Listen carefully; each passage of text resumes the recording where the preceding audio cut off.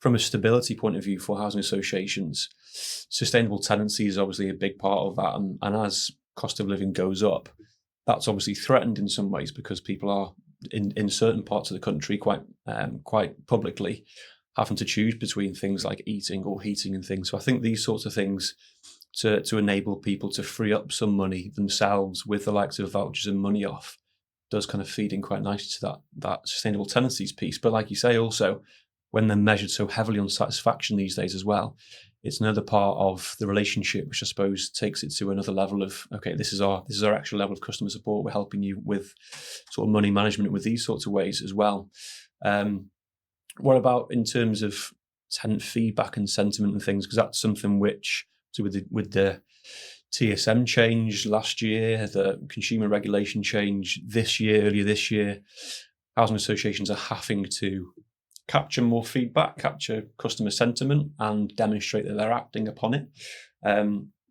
So, sort of, how do you see that sort of feeding into this as well from a feedback and sentiment point of view? I think that's a really valuable part of how a solution such as this can genuinely operate. And we talk about the kind of financial value to the tenant, to the end user, but equally there is the, for want of a better word, kind of mental value by being able to provide the tenant audience with a way in communicating their challenges. So giving them that voice, making sure that they are being heard. And I appreciate through the TSM there's elements of this already in place. Yeah.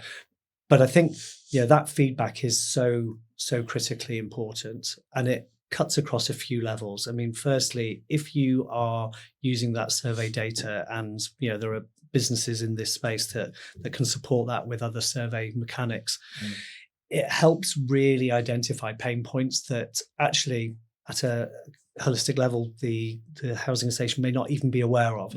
So it's bringing to the surface tenant, I guess, sentiment, tenant challenge, tenant problems. And that's obviously going to serve 2 points. It's allowing them to feel they do have that voice, but secondly, and most importantly, bringing to the floor exactly what that challenge is. So it's giving you the opportunity to address it. The flip side is, as engagement starts to really kind of take hold, you're starting to see a shift and an improvement in that relationship, which starts to transcend into positive reviews, positive feedback. And that equally can be a hugely powerful way of being able to then demonstrate the value, the good, the real focus and care that the housing association is placing on its tenant community.